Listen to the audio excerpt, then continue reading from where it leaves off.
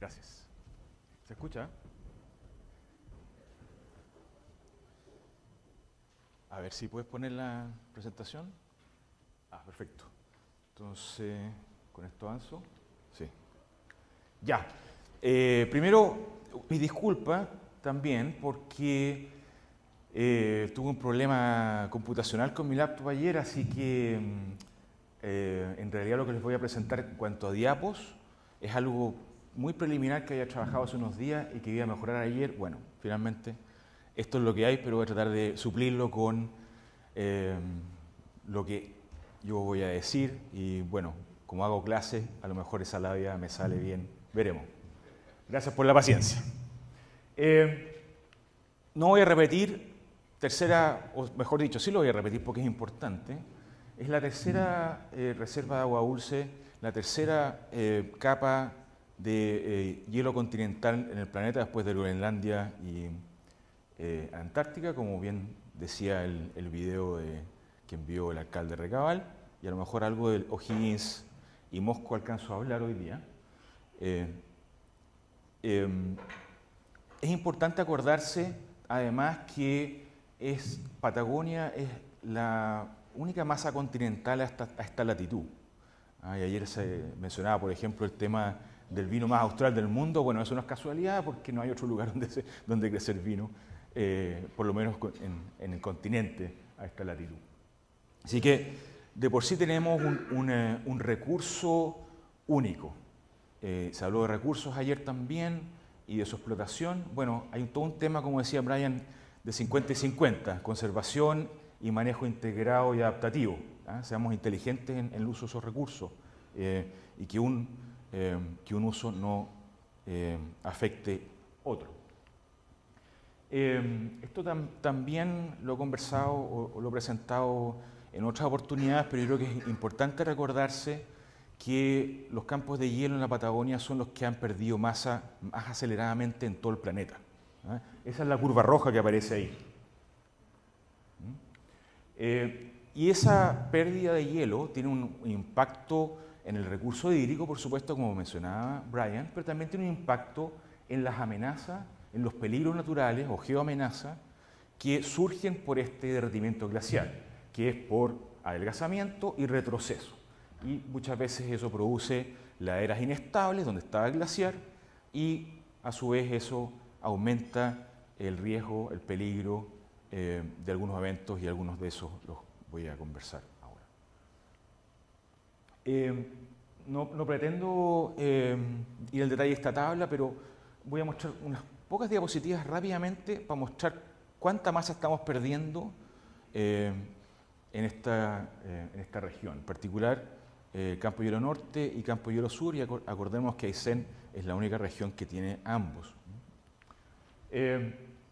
Voy a pasar estas diapositivas un poco rápido, pero ahí en amarillo se muestra los cambios en elevación del Campo Hielo Norte, Campo Hielo Sur, los cambios que son de crecimiento de masa de hielo.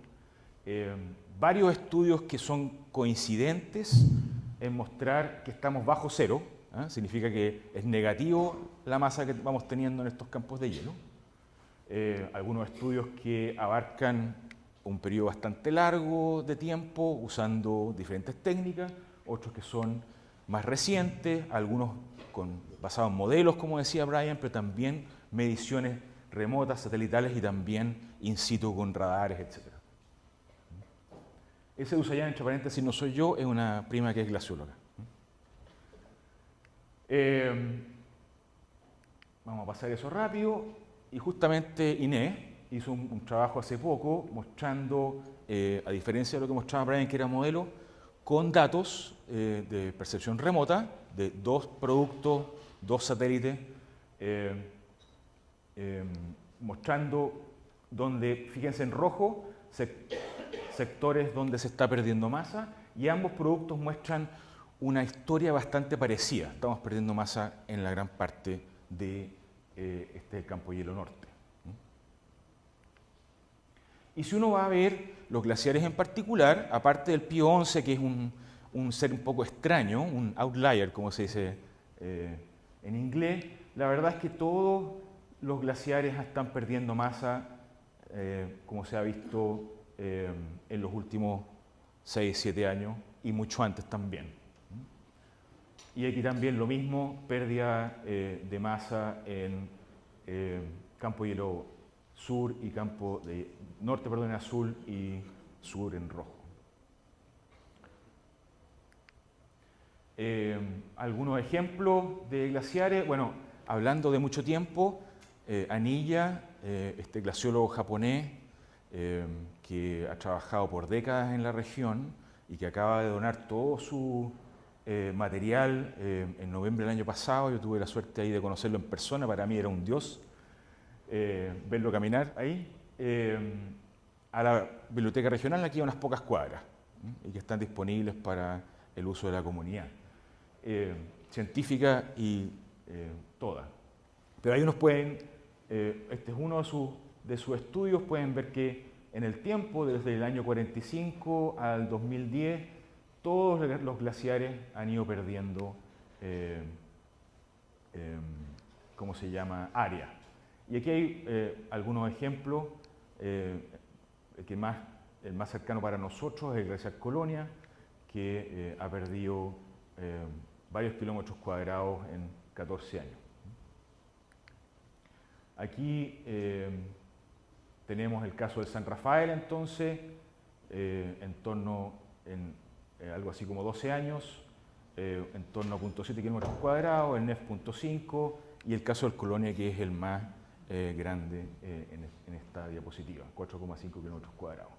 El caso de los Higgins, esto hay que corregirlo por lo que ustedes vieron en el video que envió el alcalde Regal, el estudio del SEX y toda la lengua que se perdió el año pasado. Ahora, hay otra cosa importante cuando uno habla de glaciares, que no solamente la pérdida en masa, en área, el adelgazamiento, el retroceso, sino que también el glaciar, mucho más lento que un río, pero sigue siendo algo que fluye y tiene velocidad. Y si uno estudia la velocidad de los glaciares, y eso se puede hacer percepción remota, satélites, aviones, también instalando estacas y ir midiendo con GPS esa velocidad, uno puede determinar, hablando de cuencas, un poco cuál es la cuenca del glaciar. Ese frente que uno ve, por ejemplo, al visitar glaciares exploradores, ese hielo de dónde viene.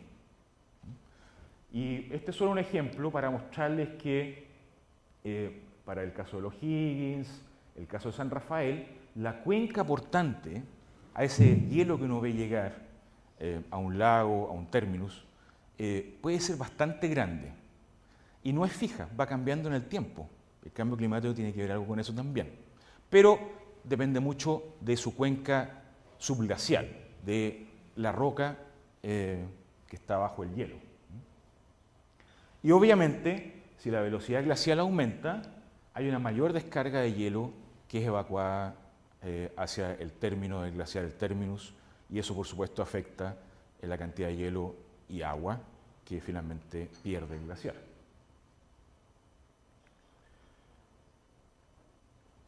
Este es solo un ejemplo de un estudio que se hizo originalmente Glaser y que se equivocó, como en muchos otros estudios, mostrando cuál es la cuenca del glaciar, me parece cuál era este, bueno, el Bernardo, el Témpano, que en este estudio de Muñoz y Riñó, y así es la ciencia, ¿no? Vamos mejorando un poco los estudios con el tiempo, por eso es importante mantener el trabajo. Demostró que en realidad la cuenca de ese glaciar era mucho más grande, mucho más extensa y llegaba mucho más adentro del campo de hielo de lo que originalmente se creía. Otro tema interesante de los campos de hielo es que no solo hielo, también hay agua. Y no solo, y eso es muy importante, las lagunas y los lagos supraglaciales, sino que también puede haber incluso una, comillas, napa de agua subterránea, pero que no está en el suelo, sino que está bajo el hielo.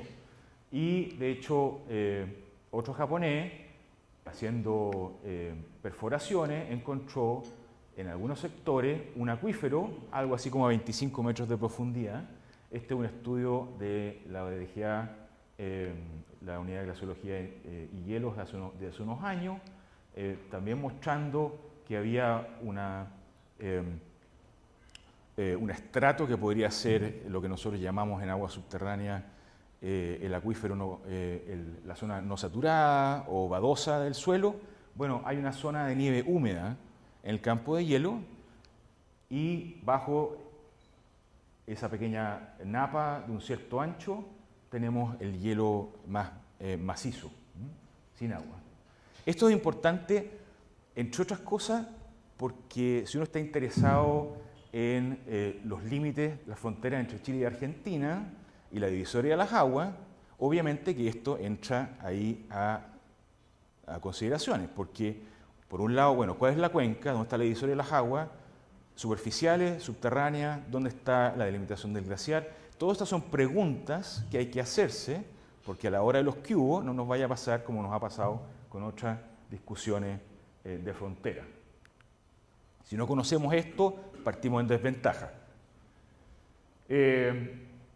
Algunas de estas diapositivas, comillas, se las robé a justamente la Unidad de Glaciología y Nieves porque me interesa mucho mostrar lo importante que ha sido el trabajo que se ha hecho hasta ahora y que se mantenga en el tiempo. Entonces, hay todo un tema de inventario, de balance de masa de los glaciares que es muy importante para entender lo que está pasando en la dinámica y los procesos. Y por supuesto eso depende de equipos de alta tecnología que son muy caros y a veces la gente dice, pucha, pero esa plata podríamos destinarla a otra cosa. Ya, ok, sí, hay prioridad a nivel nacional, pero acuérdense de algunas cosas con respecto a los campos de hielo. Una es un recurso importante para las comunidades locales, por muchas razones. Después voy a mencionar exploradores, por ejemplo, y el tema del turismo. Para Chile en general, como fuente, como recurso hídrico, y incluso a nivel global, como por ahí mencionaba el video del alcalde Recabal. Es una responsabilidad nuestra como aiceninos, como chilenos y como ciudadanos del planeta. Es todo un tema de largo plazo aquí. Y por otro lado, no somos si no lo hacemos nosotros, no lo va a hacer nadie, por mucho que tengamos colaboraciones internacionales. Ya, eso quería mencionar. Por otro lado, lo que mencionaba yo antes, los glaciares tienen una conexión muy importante con eventos extremos. Por el punto de vista de recurso hídrico y sequía, obviamente una cuenca glacial tiene una capacidad de almacenamiento y entrega de agua que no es menor. Y lo que mencionaba yo antes del retroceso, eso también afecta otros tipos de eventos que tienen que ver más bien con eventos de crecida, no solamente de agua, sino que a veces sedimento y aluviones. Entonces, todo en un contexto, y aquí le robé una diapositiva a Brian, de cambios o tipping points hidroclimatológicos, en que tenemos aumento de temperatura, aumento de caudales de ríos glaciales y cambios en los regímenes de caudales, sedimento y nutrientes, el ejemplo del Baker que mencionaba Brian. Entonces, voy a pasar rapidito el tema de los GLOFs, los Glacial Lake Outburst Floods, los vaciamientos de lagos glaciales, pero quería mencionar un par de cosas. Algunas fotos, cuando el Baker pasa de ser el río más caudaloso de Chile a ser un tributario del Colonia, porque hay una diferencia de 1 a 4, 1000 a 4000 metros cúbicos por segundo. El lago Cachet, que mencionaba Brian muy bien, que hay todo un tema ahí de los sedimentos de ese lago que fueron transportados y tienen una alta concentración de materia orgánica y nutrientes. Aquí hay una vista un poco más general, el Baker, el Colonia, que ya estaba bajando, digamos, pero produce toda una inundación hacia agua arriba y que fue la motivación inicial para tener un sistema de monitoreo de la DGA que ha funcionado bastante bien. Hay herramientas que nosotros podemos utilizar para estudiar los regímenes anteriores de estos ríos afectados por vaciamientos de lago y otros procesos glaciales. Uno de ellos tiene que ver con la geomorfología de ríos, y particularmente dos técnicas, que las menciono porque lo vamos a ver en el caso del cachet y en el caso de exploradores. Una tiene que ver con estudiar los sedimentos finos que transportan los ríos y ¿cómo se llama? Excavarlos y datearlos, uno puede determinar hasta qué altura llegan los ríos para diferentes crecidas y en qué año, porque se datean por carbono 14 o por luminiscencia. Y ese es el caso de estos sedimentos finos que quedan atrapados en algunos sectores de los ríos, de las riberas.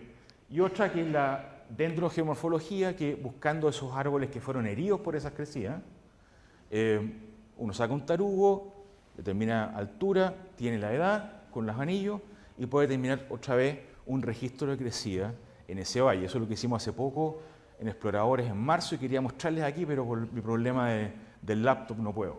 Pero bueno, se los menciono. Eso hicimos en el caso del Colonia,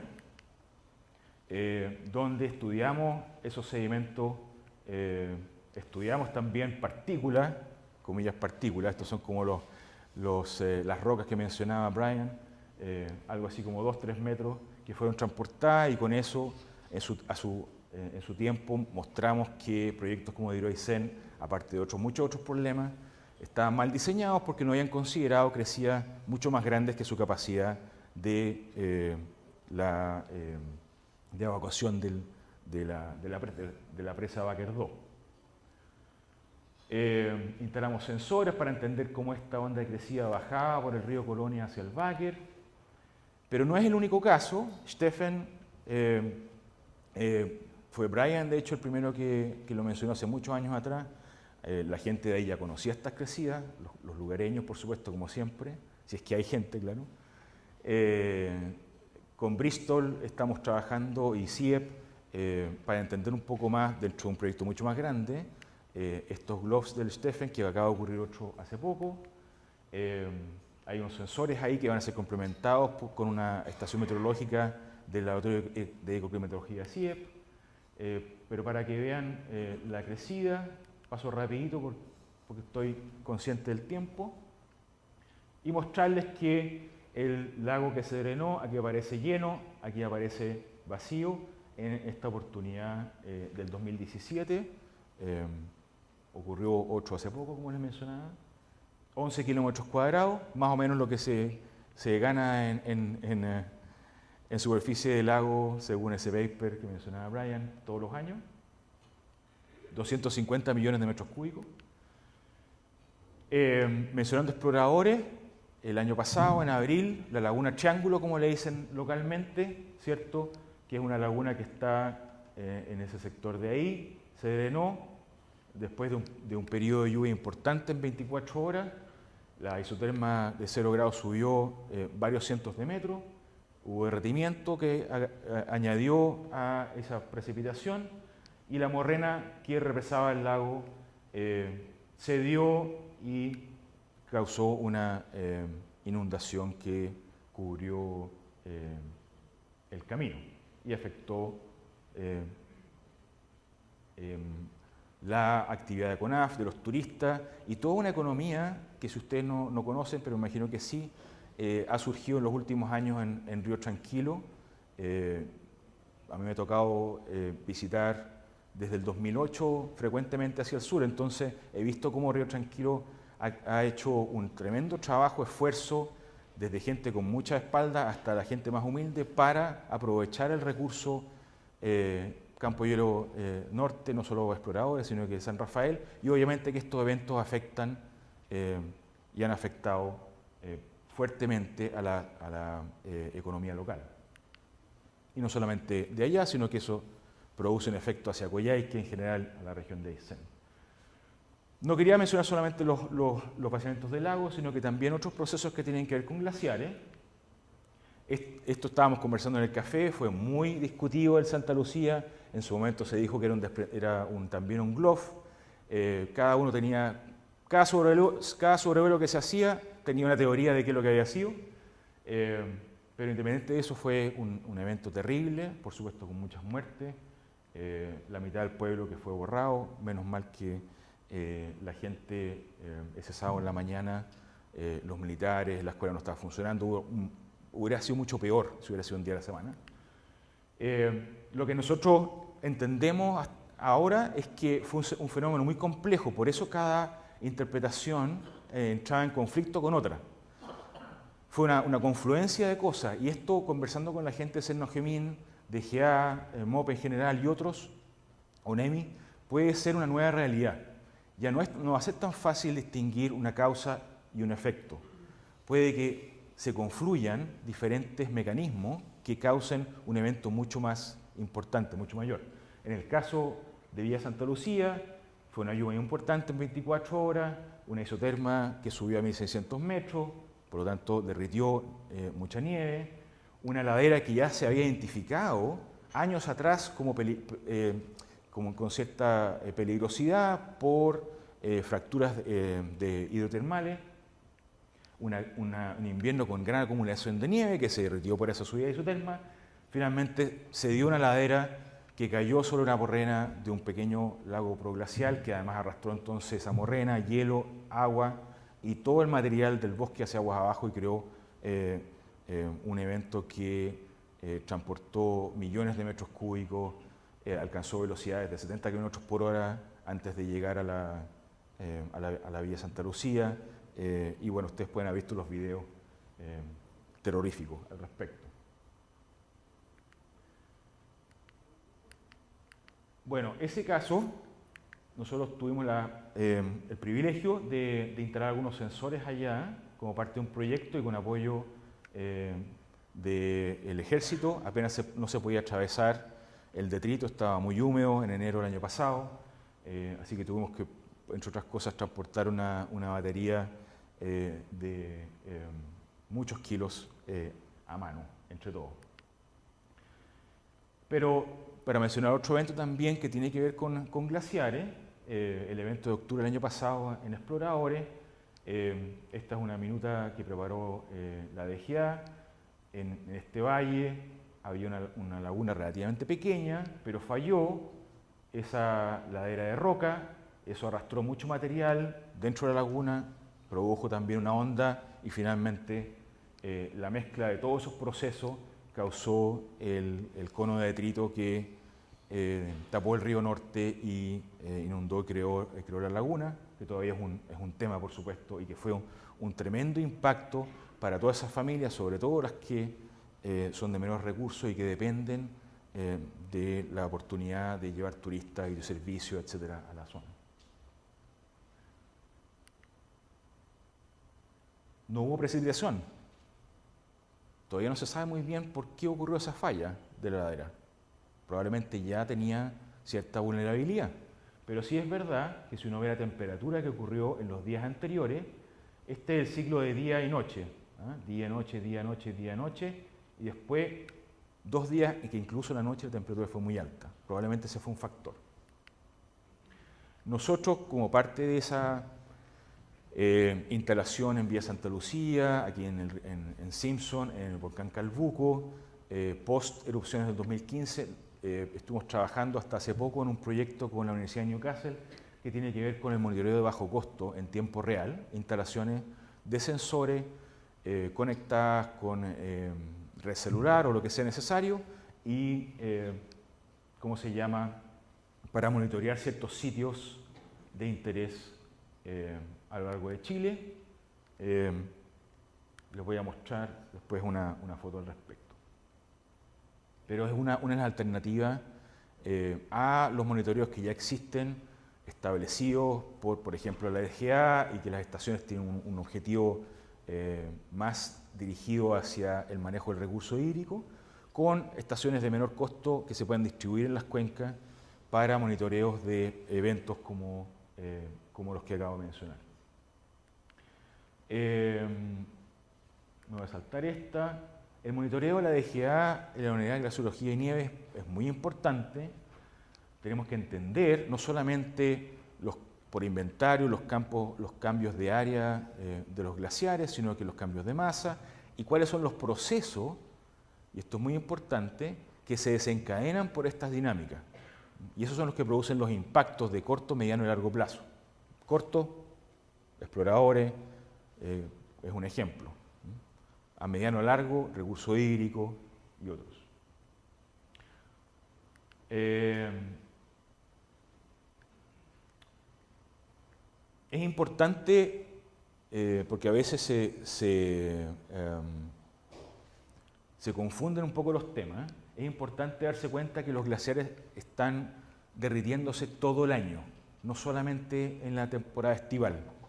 Las temperaturas medidas, gracias a las estaciones que instaló la Unidad de Glaciología y Nieve en los años anteriores, muestran que incluso en invierno las temperaturas en muchas zonas son sobre cero.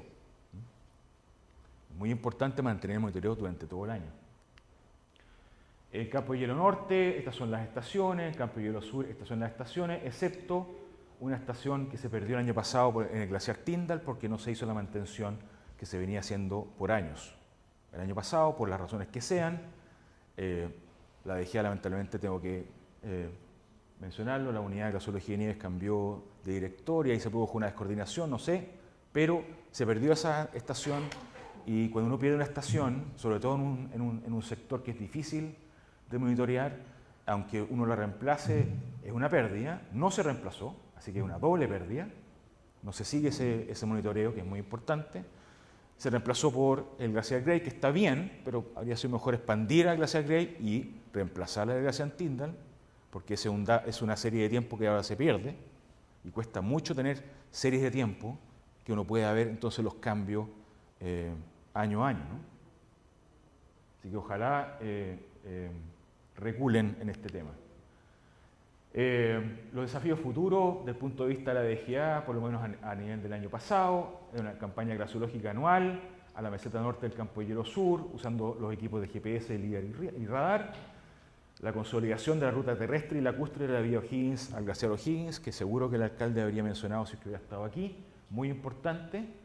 Se han construido refugios para que instalar un refugio intermedio en Península Nahuelcar, que era un funcionario de la DGA, muy importante en la región, en su nombre, y aprovechar la conectividad usando motos de nieve. Ya, creo que estoy pasado el tiempo, pero quería mencionar 3 cosas de las muchas que yo podría mencionar como recomendaciones para nosotros, como región, como país. Primero, es que hay que continuar con el buen monitoreo, la buena inversión, la tremenda inversión, no solamente en equipos, Estábamos hablando antes de que no hay glaciar en la región. Lamentablemente la Unidad de Glaciología y Nieve, y lo sé a ciencia cierta, ha perdido recurso humano, que tomó 10 años formar y va a tomar otros 10 años reformar. Esas cosas son impactos de gran importancia en la capacidad de conocimiento que nosotros podemos tener para, por ejemplo, me imagino la senadora va a hablar después en legislación, sin buen conocimiento, ¿cómo podemos tener buena legislación? Es muy importante que ese monitoreo continúe, no se repita el tema del glaciar Tyndall del año pasado y más bien se expanda aún más esa capacidad nacional y ojalá complementada con regional. Tenemos que tener glaciólogos acá. Yo no soy glaciólogo, yo soy hidrólogo. Me he dedicado a temas glaciológicos por, vueltas de la vida y estoy muy contento al respecto, pero no soy glaciólogo. Y no tenemos glaciólogos en la región y eso es un debe enorme.